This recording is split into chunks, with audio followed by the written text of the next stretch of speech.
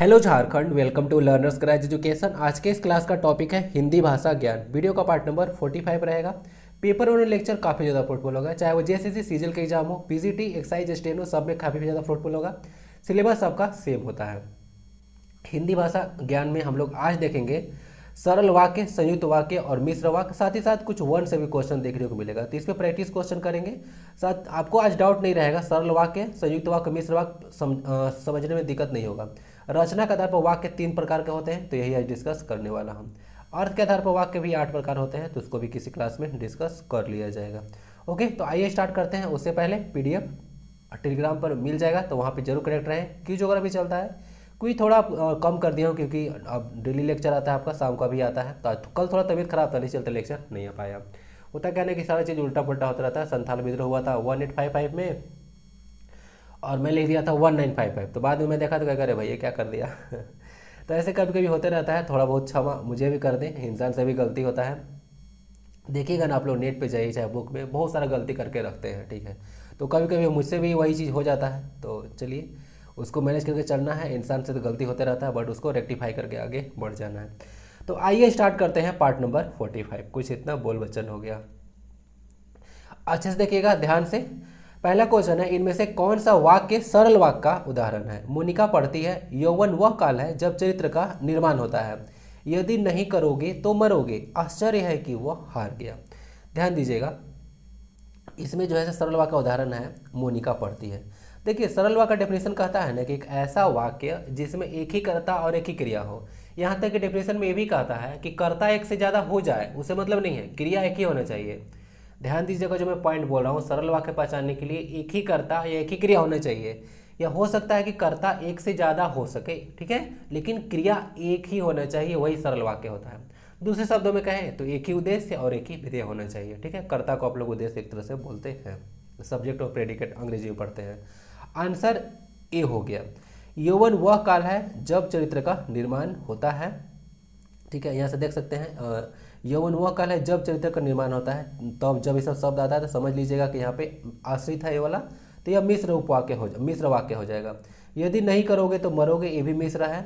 आश्चर्य है कि वह हार गया, ये जो है विस्मयादि बोधक वाक्य है ना। आप लोग को जो अर्थ के आधार पर देखने को मिलेगा उसमें विस्मयादि आता है, इधर तो रचना के आधार पर नहीं आएगा, तो उसको कभी डिस्कस करेंगे, बट इसमें जो है विस्मयादि बोधक वाक्य है, इसको देख लीजिएगा। समझ गए। मोनिका पढ़ती है, मोनिका क्या है, मोनिका करता है, पढ़ना उसका कार्य है, तो एक ही क्रिया एक ही करता हो गया, तो इसका मतलब सरल वाक्य हो गया। क्वेश्चन नंबर 2 है, वाक्य पहचान कीजिए। कबूतर ने तिनका तिनका जोड़कर घर बनाया। किस वाक्य या उदाहरण है, मिश्र, सरल, संयुक्त या इनमें से कोई नहीं। आंसर इसका बी हो जाएगा, सरल। क्यों, कबूतर एक ही करता है, वह उसके द्वारा कुछ काम किया गया है, तो कर्ता एक है और क्रिया भी एक है। वो क्या किया है, तिनका तिनका जोड़कर घर बनाया है, तो कबूतर ने कोई कार्य किया है, तो एक ही कर्ता कबूतर हो गया। तिनका तिनका जोड़कर घर बनाना एक कार्य हो गया, तो एक ही कर्ता और एक ही क्रिया, यानी कि सरल वाक्य। समझ गए। Answer number option number B answer हो गया।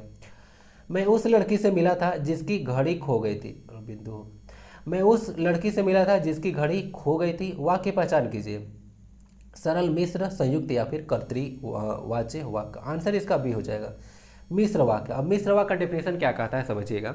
मिश्र वाक्य का डेफिनेशन कहता है कि आपको इसमें 2 वाक्य के खंड होंगे जिसको उपवाक्य के नाम से जाना जाता है।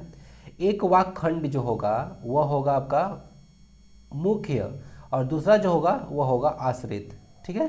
अंग्रेजी में इसको प्रिंसिपल क्लाउज और सबऑर्डिनेट क्लाउज कहते हैं। हिंदी इंग्लिश में ना अलग से नहीं देखता हूँ, मैं कनेक्ट करके पढ़ता हूँ, तो इसीलिए मैं जो है ना से अच्छे से मुझे अंडरस्टैंड हो जाता है। मैं उस लड़की से मिला था, यह प्रिंसिपल क्लाउज है। जिसकी घड़ी खो गई थी, यह आश्रित उपवाक्य है, अंग्रेजी में इसको सबऑर्डिनेट क्लाउज बोलते हैं। क्यों, जिसकी घड़ी खो गई थी अगर बोलिएगा तो मन में प्रश्न उठेगा किसकी घड़ी खो गई थी, यानी कि इसका मीनिंग के लिए जो ये वाक्य का खंड है जिसको उपवाक्य बोल रहे हैं, ये अपना मीनिंग के लिए ए वाला क्लाउज पे डिपेंड है जो कि प्रिंसिपल क्लाउज है। समझ गया।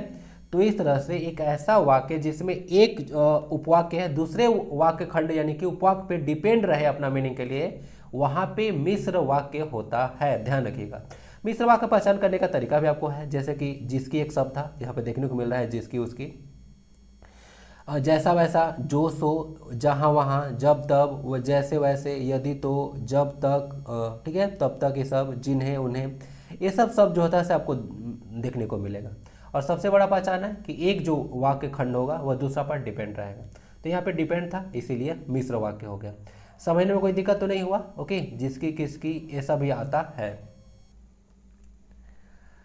निम्न में से कौन सा विकल्प संयुक्त वाक्य है? तो पहला तो जो क्वेश्चन था उसमें बता दिया था आपको सरल, दूसरा में बता दिया आपको मिश्र, अब बचा संयुक्त। तो सरल और संयुक्त, मिश्र में तो दिक्कत नहीं होगा। अब आते हैं फिर से संयुक्त वाक्य पर। गीत भाग गई, वह रात को गया और सुबह लौट आया। उनसे पूछे कि वे कौन है? वह चलने का प्रयास कर रहा था। इसमें कौन संयुक्त वाक्य है? संयुक्त वाक्य की पहचान होती है, इसमें दो सरल वाक्य होगा। कहने का तात्पर्य है कि एक सरल वाक्य है और दूसरा भी सरल वाक्य है, और दोनों सरल वाक्य जो है से कुछ न कोई योजक चिन्ह से जुड़ा रहेगा। अभी बात करेंगे कि वह योजक चिन्ह क्या क्या होता है ना। सबसे ज़्यादा यूज होने वाला योजक चिन्ह है और। तो और अगर देखने को मिल जाएगा तो समझिएगा कि वहाँ पे संयुक्त वाक्य है। तो दो सरल वाक्य रहेगा और वह कोई कंजक्शन यानी कि योजक चिन्ह से जुड़ा हुआ रहेगा। और ये दोनों सरल वाक्य होगा ना, वह दोनों जो है प्रिंसिपल क्लाउज रहेगा। कहने का मतलब है कि अपना मीनिंग के लिए किसी पर डिपेंड नहीं रहेगा। समझ पा रहे हैं ना? तो आंसर क्या होगा? ऑप्शन बी हो जाएगा। कैसे? वह रात को गया और सुबह लौट आया। ये तो और की पहचान हो गया। रात को जाने का काम था, क्या अपना मीनिंग के लिए किसी पर डिपेंड है? नहीं, सरल वाक्य है। ये भी सरल वाक्य है। तो जब सरल सरल दो मिला तो जाके संयुक्त बन गया। समझ गया? तो इस तरह से इसका आंसर हो गया। गीत भाग गई एक सरल वाक्य उदाहरण है। गीत भाग गई, उनसे पूछे कि वे कौन है। यहाँ पे कि वे कौन है और उनसे पूछिए, इसमें मिश्र वाक्य है। वह चलने का प्रयास कर रहा था, ये भी सरल वाक्य उदाहरण है क्योंकि ये काम हो रहा है यहाँ पे। समझ गए? वह रात को गया और सुबह लौट आया। तो यही होता है संयुक्त वाक्य। संयुक्त वाक्य पहचान समझ में आ गया होगा। दो सरल वाक्य रहेगा, अपना मीनिंग के लिए दोनों जो उपवाक्य होगा किसी पर डिपेंड नहीं रहेगा। ऐसे तो खुद में एक वाक्य रहेगा। योजक चिन्ह में या, वा, अथवा, इसलिए, और सबसे ज़्यादा और यूज होता है ना। जितना भी देखिएगा क्वेश्चन आएगा तो इसमें सबसे ज़्यादा और यूज होगा। किंतु परंतु लेकिन तथा एवं सब शब्द भी देखने को मिल सकते हैं, यानी कि योजक चिन्ह देखने को मिल सकता है। ओके, तो इस तरह से यह संयुक्त वाक्य होता है। सरल वाक्य अगर जोड़ दिया जाए कंजक्शन से और, अथवा, या सबसे ज़्यादा और यूज होगा, तब समझ लीजिएगा कि वहाँ पे संयुक्त वाक्य है। निम्न में से मिश्र वाक्य की पहचान कीजिए। चंद्रगुप्त नंदिनी को वाक्य पढ़ाता है। वह उड़ती हुई चिड़िया पहचानता है। उसमें न पत्ती है न फूल। मैंने सुना है कि आपके राज्य में अच्छा राज प्रबंध है। ठीक है, हमारा जैसा सिटीजन तो नहीं है। अरे हाँ, एक बात याद आ रहा है, आप लोग में से एक स्टूडेंट बोले थे कि क्या सर बिहार का फॉर्म भर लें या उसका एग्जाम की तैयारी करें। देखिए, झारखंड की सिचुएशन थोड़ा ज़्यादा खराब है। आप लोग को अगर इसका इतिहास देखें तो एग्जाम टाइम से होता नहीं है। जो भी एग्जाम होता है उस पर केस हो जाता है। तो सेंट्रल लेवल का जो वैकेंसी आता है, चाहे जो आपके लेवल का अदर स्टेट से भी जो फॉर्म आ रहे हैं, उसको जरूर फिलअप कीजिए और आप तैयारी कर रखें। ठीक है, जब अपना स्टेट में आएगा तो उसको भी आप लोग दे लीजिएगा। बट आप लोग स्टेबल हो जाइए, क्योंकि धीरे धीरे एज जो है आदमी का निकलते जाता है, और फिर तो गवर्नमेंट आपको कुछ करने वाले है नहीं। आपको पता होगा उन लोग को अपना सीट से मतलब है, उसके लिए उन लोग कुछ भी कर देगा। बहुत ही गंदा राजनीति है। खासकर झारखंड के बारे में बात करें तो अपने पड़ोसी ही राज्य देख लीजिए, कितना अच्छा सिचुएशन है। हर साल एग्जाम कंडक्ट हो जाता है और वो आपका यहाँ पे कहाँ खड़ा है। 65वां 67वां 65वां बहुत पहले था, 67 68 बीपीसी चल रहा है, और यहाँ पे अभी झारखंड में 11वां जो है जेपीएससी के बारे में बात कर रहे हैं। सोच सकते हैं कितना सिचुएशन ख़राब है। ऐसे तो स्टेट बहुत पहले बना था, फिर भी सिचुएशन हम लोग का बहुत ज़्यादा ख़राब है। हम लोग का 22 साल हो गया, अभी तक 11वां चल रहा है। तो सोच सकते हैं ये सब कितना हालत ख़राब है यहाँ पे। बाकी सारा एग्जाम का भी वही हाल है। तो अलग अलग स्टेट का भी फॉर्म भरिए, सेंट्रल लेवल का आता है उसको भी तैयारी आप लोग रखें। एक चीज़ पर डिपेंड ना रहे। झारखंड के ऊपर खासकर आप लोग भरोसा नहीं कर सकते हैं, क्योंकि आपका देखते देखते एज निकल जाएगा। आते हैं पॉइंट पे। मिश्र वाक्य की पहचान कीजिए। इसमें मिश्र वाक्य कौन है? इसमें मिश्र वाक्य है आपका डी। मैंने सुना है कि आपके राज्य में अच्छा राज प्रबंध है। तो यहाँ पे की एक शब्द आ गया, मैंने सुना है। दो इसमें उपवाक्य देखने को मिल रहा है और वहाँ पे की भी एक वर्ड देखने को मिल रहा है। तो यहाँ से क्या हो गया, एक वाक्य है दूसरे पर डिपेंड है, ये वाला। तो इसमें क्या हो गया, इसमें मिश्र हो गया। बाकी चंद्रगुप्त नंदिनी को वाक्य पढ़ाता है। चंद्रगुप्त किसको पढ़ाता है? नंदिनी को वाक्य पढ़ाता है। समझ गए? तो यहाँ पे क्या हो गया, यहाँ पे ये हो गया सरल। वह उड़ती हुई चिड़िया पहचानता है, ये भी सरल हो गया। ये वाला जो ऑप्शन नंबर सी है थोड़ा टफ है। उसमें न पत्ती है न फूल, ये जो है ना संयुक्त वाक्य देखने को मिलेगा, बड़ा टफ है यह। इसका थोड़ा सा मीनिंग अगर तोड़िएगा सेंटेंस को तो ऐसे बनेगा, उसमें न पत्ते हैं न ही फूल है और न ही फूल है। समझ रहे हैं? तो यहाँ पे और से कनेक्ट हो जाएगा, ये दोनों सरल वाक्य है तो यहाँ पे संयुक्त हो जाएगा। यह संयुक्त वाक्य का उदाहरण है, ऑप्शन नंबर सी। आंसर आपका डी हो चुका है। तबीयत अभी खराबी चल रहा है तो उसको मैनेज कीजिएगा। साउंड भी थोड़ा सा गड़बड़ आ रहा होगा, मुझे पता है, तो उसको मैनेज करके चलिए। लाइफ में बहुत चीज़ मैनेज करना पड़ता है। मिश्र वाक्य को साधारण वाक्य में बदले। जो कभी लोकप्रिय होता है उसका सम्मान सभी करते हैं। अब देखिए यह कैसा वाक्य है, ऊपर तो लिख दिया गया है मिश्र वाक्य है। साधारण वाक्य में बदलना है। अब इसको आप लोग टेंशन मत लीजिएगा ना, जो सरल वाक्य है उसको साधारण वाक्य भी के नाम से भी जाना जाता है। लोकप्रिय कवि का सम्मान करना चाहिए तो जाना चाहिए, वैसा कुछ नहीं होगा। लोकप्रिय कवि को सम्मानित सभी द्वारा करते हैं भी गलत है। लोकप्रिय कवि जो होता है उसका सभी सम्मान करते हैं भी गलत है, ये तो मिश्र हो जाएगा।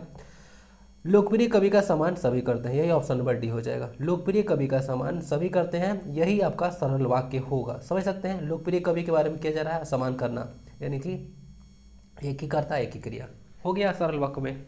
समझ गए, तो इस तरह से आपको कन्वर्ट कर देना है। क्वेश्चन ऐसे भी आते हैं, जो कवि लोकप्रिय होता है उसका सम्मान सभी करते हैं। यह एक मिश्र था, इसको सरल में कन्वर्ट कर दिया गया। मुझे देखकर वह चला गया कैसा वाक्य है? मिश्र, सरल, आश्रित या फिर संयुक्त। मुझे देखकर वह चला गया, मुझे देखकर वह चला गया, तो वह मुझे देखा और चला गया, तो यहाँ पे क्या है?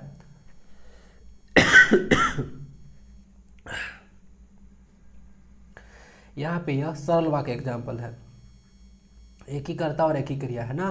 मुझे देखकर और चला गया सरल वाक्य है, आंसर इसका बी हो जाएगा। अच्छा, अगर तो आप लोग अंदर में समझ पा रहे होंगे तो देखकर एक ऐसा जो है से इसमें एक और क्रिया है, यह देखकर जो है से क्रिया है जो कि इंपॉर्टेंट है, मुझे लगा बता देना चाहिए। देखिए कोई भी चीज़ आपके समक्ष आता है ना तो तुरंत डिस्कस करके, या डाउट आता है तो तुरंत क्लियर करके चलिए, आगे वो चीज़ आपको दिक्कत करेगा, क्योंकि अभी दिक्कत है तो वो आगे बहुत बड़ा बनेगा। ठीक है, तो इसको देख लीजिएगा। देखकर जो है यहाँ पे पूर्वकालिक क्रिया है ना, क्रिया का भेद में यह पूर्वकालिक होता है। ये काम हुआ था चला जाने का काम, उससे पहले देखने का काम हुआ था। तो किसी एक क्रिया से पहले अगर दूसरी क्रिया होती है पहले तो उसको पूर्वकालिक क्रिया कहते हैं। तो देखकर, ठीक है, वह खाकर सो गया, वह नहाकर विद्यालय गया, तो नहाकर, ये सब जो सब देखने को मिल रहा है वे सब पूर्वकालिक क्रिया में आते हैं। बाकी आंसर इसका अभी हम लोग पढ़ रहे हैं वाक्य, तो आंसर इसका बी हो जाएगा। होना चाहिए, मुझे लगा कि अब यहाँ पे आया तो डिस्कस कर दिया, कर लेना चाहिए, आप लोग भी ऐसे ही पढ़ा कीजिए।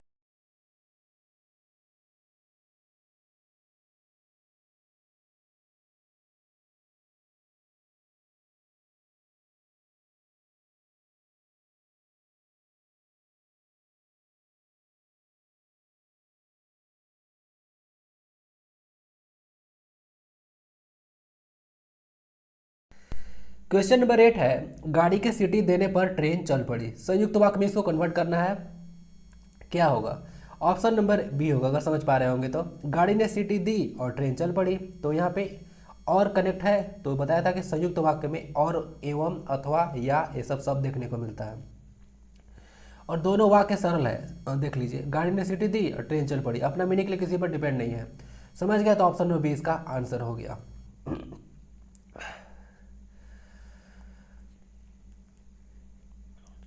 क्वेश्चन नंबर 9 है, डॉक्टर ने सविता को देखा और दवा दी। डॉक्टर ने सविता को देखा और दवा दी, वाक्य का भेद बताना है आपको। समझ में आ रहा है? और तो दिख रहा है, अब क्या चाहिए? ऑप्शन नंबर बी इसका आंसर होगा। डॉक्टर ने सविता को देखा, इसे अपना मीनिंग के लिए किसी पर डिपेंड नहीं है, और दवा दे दी, तो दवा दे दी, तो ये भी अपना मीनिंग के लिए किसी पर डिपेंड नहीं है, तो यहाँ पे सरल वाक्य हो जाएगा। ठीक है, यहाँ पे ना गड़बड़ बता रहा था आपको, आंसर ऐसे ही होता है। ऑप्शन नंबर डी इसका आंसर होगा, संयुक्त, क्योंकि और जो आता है कंजक्शन, योजक बलिया, वह संयुक्त वाक्य में आता है। ऑप्शन नंबर डी इसका आंसर होगा, सॉरी। निम्न वाक्यों में से मिश्र वाक्य का पहचान कीजिए। सीता और गीता भाग गई, तुम महान हो क्योंकि सच बोलते हो। रोगी को उल्टी हो गई, वह चलने का प्रयास कर रहा था। मिश्र वाक्य कौन होगा? ऑब्वियस ही बात है, तुम महान हो क्योंकि सच बोलते हो। तुम महान हो और क्योंकि सच बोलते हो, ये आपको अपना मीनिंग के लिए डिपेंड है। तुम महान हो अपने मीनिंग के लिए डिपेंड नहीं है। तो दो वाक्य खंड उपवाक हो जिसमें एक प्रिंसिपल और एक सबऑर्डिनेट हो, तो वहाँ पे मिश्र वाक्य हो जाता है। तो आंसर हो गया, सीता और गीत भाग गई। इस क्वेश्चन को ध्यान से देखिएगा, ऑप्शन नंबर ए जो है इसमें क्या है? भागने का काम एक ही है, यानी क्रिया एक ही है। यहाँ पे ध्यान समझिएगा, क्रिया यहाँ पे एक ही है, कर्ता दो है, तो उससे मतलब नहीं है। मैं क्या बताया था कि कर्ता एक हो और क्रिया भी एक हो, तो वहाँ पे होता है सरल। दूसरा बात ये भी है कि अगर कर्ता एक से ज़्यादा हो तो भी कोई फर्क नहीं पड़ता है, क्रिया एक होना चाहिए, तो भी सरल वाक्य ही होगा। तो कन्फ्यूजन नहीं होना चाहिए यहाँ पे कि सीता और गीत है, भागने का हुआ दूसरा वाक्य हो जाएगा। जी नहीं, कर्ता एक से ज़्यादा हो सकता है लेकिन क्रिया एक ही होना चाहिए, तो भी आप लोग सरल वाक्य बोल दीजिएगा। गीत, रोगी को उल्टी हो गई, ये भी सरल है, वह चलने का प्रयास कर रहा था, ये भी सरल वाक्य का उदाहरण है। आंसर बी हो गया, इसमें क्योंकि सब जुड़ा हुआ था। लो अब चलिए 10 क्वेश्चन तो हो गया आपका वाक्य से। आशा है कि डाउट अब नहीं रहा होगा। आप लोग अगर कुछ क्वेश्चन और प्रैक्टिस कीजिएगा तो समझ में आ जाएगा। ऐसे मुझे नहीं लगता है कि डाउट होगा, पहचानना बहुत ही आसान होता है सरल वाक्य, संयुक्त वाक्य, मिश्र वाक्य। और किस प्रकार का व्यंजन है? उक्षिप्त व्यंजन, अघोष, मूर्धन्य या फिर संयुक्त व्यंजन? इसका आंसर डी होगा। उक्षिप्त व्यंजन जो होता है वो ड़ होता है, इसको याद रखिएगा। ड़ और ढ ये सब उक्षिप्त व्यंजन होता है ना। देखिए उचित व्यंजन का डेफिनेशन अगर देखिएगा तो कहा जाता है कि ऐसा व्यंजन जिसका उच्चारण करने में जीभ को आप लोग मोड़ते हैं और मुंह के किसी हिस्से के आगे की ओर ढकेलते हैं, तब जाके उसको उच्छिप्त व्यंजन के नाम से जाना जाता है। समझिए जैसे ड़ बोलिए ड़, तो आप लोग जीभ को थोड़ा सा मोड़िएगा और उसको आगे की ओर ढकेलते हैं, तब जाकर जो है यह हो जाता है उक्षिप्त व्यंजन। तो ड़ और ढ को याद रखिएगा, उक्षिप्त व्यंजन होता है। साथ ही साथ जो ज है, फ है, ये बिंदु यहाँ पे लगा रहा हूँ देख लीजिएगा, ज और फ है, इसको जो है आप लोग बोलते हैं आगत व्यंजन, जो कि किसी और भाषा से लिया गया है, उसको आगत वर्ण के नाम से जानते हैं, व्यंजन ही बोल सकते हैं। जो ज के नीचे जो बिंदु लगा है ना, इसको नुक्ता के नाम से जानते हैं आप लोग, नुक्ता। ठीक है, इसको ध्यान रखिएगा। चलिए अघोष वर्ण निकर ये सब आ जाएगा, टेंशन मत लीजिए, सबको डिस्कस कर दूंगा।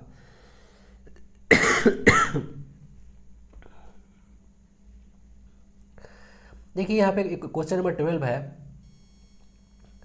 ठ, थ और फ किस वर्ण के उदाहरण हैं?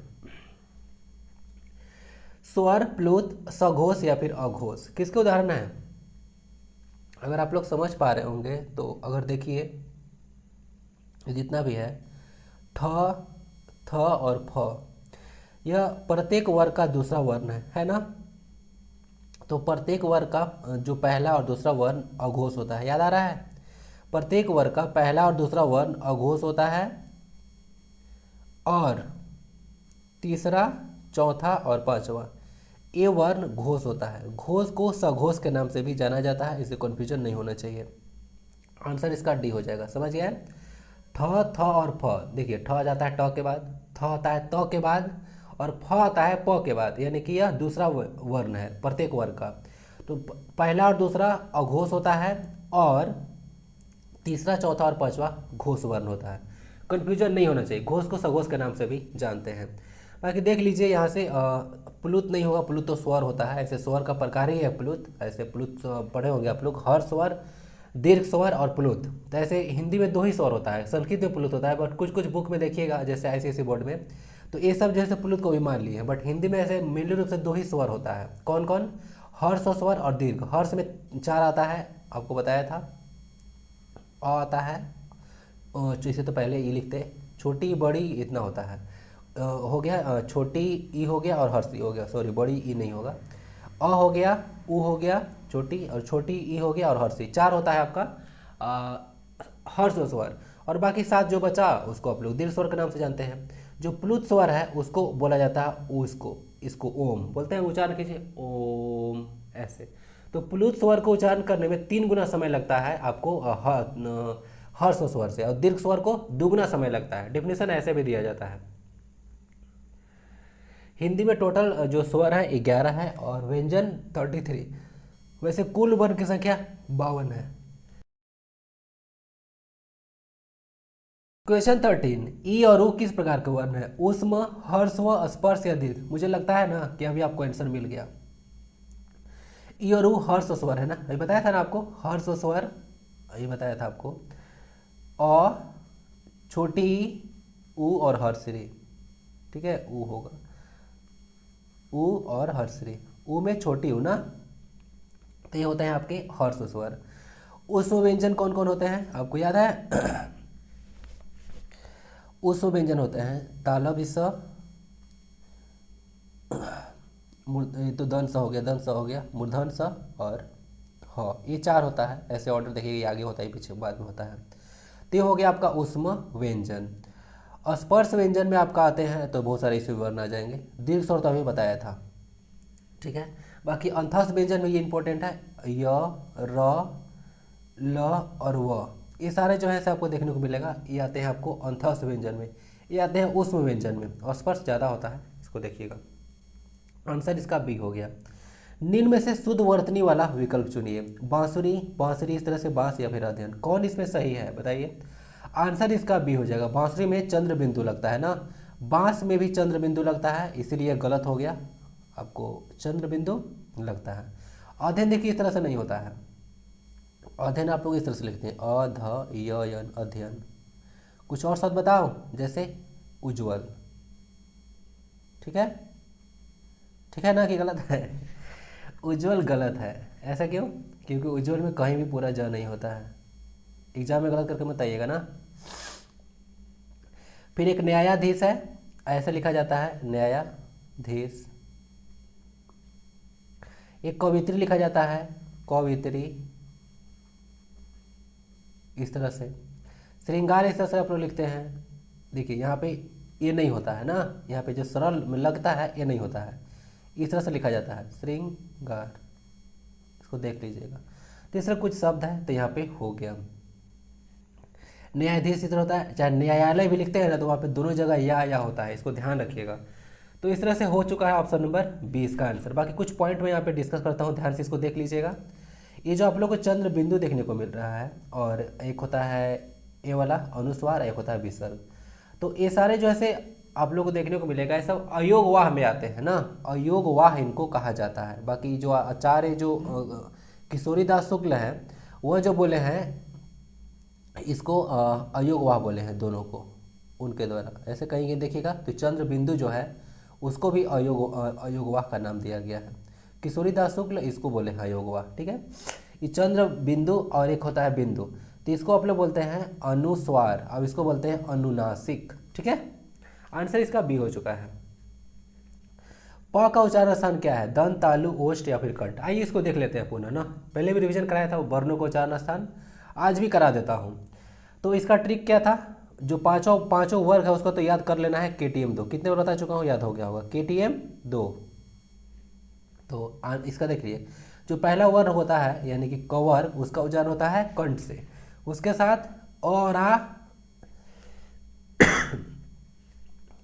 ह और अ का भी उच्चारण होता है। तालु से देख लीजिएगा, चौवर का होता है, मूर्धा से टवर का, दन से होता है तवर का, और ओर से होता है पवर का। साथ ही साथ जितना सारा है देख लीजिएगा। इधर भी इंपॉर्टेंट पॉइंट बनता है नासिका। जो प्रत्येक वर्ग का जो पांचवा वर्ण है ना, पांचवा वर्ण, इसका भी उच्चारण नासिका से होता है। इसको नासिक के वर्ण के नाम से भी जानते हैं। कभी कोई पूछता है कि नासिका वर्ण कौन कौन होते हैं, शायद हो सकता है मैं आज आपको कम्युनिटी टाइप में डाला था इसको, ठीक है। तो प्रत्येक वर्ग का जो पांचवा वर्ण होता है वर्ग का, उसको नासिक के वर्ण के नाम से जाना जाता है। तो इसको आप लोग याद रखें।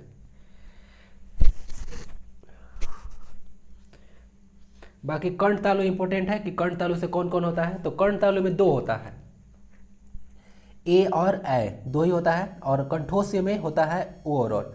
इसमें आप लोग कंफ्यूजन होना चाहिए, कंठ और तालु दोनों से मिलकर होता है। कंठोष का मतलब होता है कंठ और ओष्ठ से, और दंतोष्ठ का मतलब होता है दंत और ओष्ठ से। दंतोष्ठ में इंपॉर्टेंट है, सिर्फ और सिर्फ वही होता है। बाकी अंतस्थ में आपको 4 वर्ण देखने को मिलेगा, अंतर से र ल व बताया था अभी। तो इसमें सबका अलग अलग उच्चारण होता है। तालु से इसका होता है, य का तालु से होता है, र का मूर्धा से, ल का दंत से। उस व्यंजन बताया था आपको 4 होता है, तालव्य स, मूर्धन स, दंत स और ह। तो एकदम आसान है। स इसको देख लीजिएगा, दंत से इसको पढ़ते हैं तो इसका उच्चारण दंत से हो जाएगा, ठीक है। इसको आप लोग बोलते हैं मूर्धन स, तो इसका उच्चारण मूर्धा से हो जाएगा, रटना नहीं पड़ेगा इसको। और उसके बाद जो तालव्य से यानी इसका उच्चारण स्थान तालु से हो जाएगा, करेक्ट कीजिए इसको यहाँ पे। और उसके बाद ह जो है उसका कंठ से होता है, ठीक है। तो इस तरह से वर्णों का उच्चारण स्थान देख ले। तो इस तरह से आंसर देख लीजिए क्या हो जाएगा। प का उच्चारण क्या होता है? प फ ब भ। तो प यानी कि सबसे अंतिम आ जाएगा KTM 2। ओ यानी कि ओष्ठ से उसका उच्चारण हो जाएगा, ठीक है। इसको देख लीजिएगा। पवर का उच्चारण स्थान ओष्ठ से होता है, यहाँ पे था ना, देख लीजिएगा। क्वेश्चन नंबर 16 है, निम्न में से किसे संयुक्त व्यंजन कहा जाता है? संयुक्त व्यंजन किसे कहिएगा? एक चीज यहाँ पे संयुक्त छ लिखा हुआ है, तो र लिखा हुआ है, क लिखा हुआ है, ये ग लिखा हुआ है, या ABD तीनों लिखा हुआ है। आंसर इसका ई होगा ना। ABD तीनों को संयुक्त व्यंजन कहा जाता है। आपको पता होगा जो संयुक्त छ है, फिर त्र है, और उसके बाद ग है। ये सब किससे मिला है? तो क और स से मिलकर बना है, याद है। त्र है से त और र से मिलकर बना है, और ग है वो बना है आपको ज और य से मिलकर ना। तो इस तरह से इन लोग दो वर्ण से मिलकर बना है, तो इसको संयुक्त व्यंजन के नाम से जाना जाता है। समझ गए? ज और य से ग बना है, त और र से त्र, और संयुक्त छ जो है से क और यहाँ पे मूर्धन स से मिलकर बना है। तो आंसर इसका ई हो जाएगा। सबको देख लीजिएगा। वर्ण आपका बोलिएगा एक तरह से रीढ़ की हड्डी है ग्रामर का। वर्ण अगर समझ में नहीं आएगा ना तो कुछ समझ में आएगा ही नहीं। बहुत ही इंपॉर्टेंट टॉपिक है। कोर्स में जो दिया हूँ उसे मैं डिटेल में पढ़ाया हूँ, अगर चेकआउट करना चाहते हैं तो आप लोग कॉन्टेक्ट कर सकते हैं। शब्दकोश में सबसे अंत में आने वाला शब्द कौन सा है? शब्दकोश में देखिए, इस तरह से आप लोग अंग्रेजी में किए होंगे, चाहे रीजनिंग में इस तरह से क्वेश्चन दिया जाता है कि आप जो वर्ड्स दे देगा 3-4 को, बोलेगा कि ऑर्डर में लगाइए। समझ गए? तो उस तरह से जो सबसे अंत में आने वाला शब्द कौन होगा? देखिए इसका आंसर भौरा हो जाएगा। ठीक है, अंत में आने वाला जो एक होता है बिंदु होता है, यानी कि एक अनुस्वार जो अनुनासिक अनुस्वार है, अनुनासिक। तो अनुनासिक बाद में आता है। क्रम अगर देखिएगा यहाँ पे तो अनुनासिक पहले आता है, और जो अनुस्वार जो है से पहले आता है, और अनुनासिक है से बाद में आता है। उच्चारण थोड़ा देख लीजिएगा, जितना भी वर्ण है सबका क्रम भी देखने को मिलेगा। इसमें यहाँ पे देख सकते हैं, जो यहाँ पे देखने को मिल रहा है अनुस्वार और अनुनासिक। तो अनुनासिक बाद में आया है। क्वेश्चन जो है आपसे यही पूछा है कि सबसे बाद में आने वाला शब्द कौन होगा, तो यहाँ पे अनुनासिक यूज किया हुआ है, तो यही हो जाएगा आंसर। बाकी सब जगह तो भंग भंग और भंग भंग सब जगह था, यहाँ पे भाव था। ठीक है, आंसर इसका डी हो गया। देख लीजिएगा इसको अच्छा से, स्लाइड को थोड़ा पॉज करके अच्छे से पढ़ ले।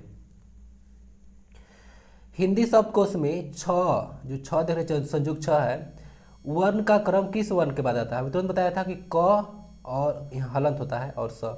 एग्जाम में देखिए इस तरह से होता है, आंसर कभी देते भी हैं नहीं भी देते हैं, बट आंसर इसको हो जाएगा क। ऐसे तो क और स मिलकर बनता है ना संयुक्त छ, क्योंकि क वर्ण पूरा तो नहीं होगा, जिसके नीचे हलंत लग जाता है।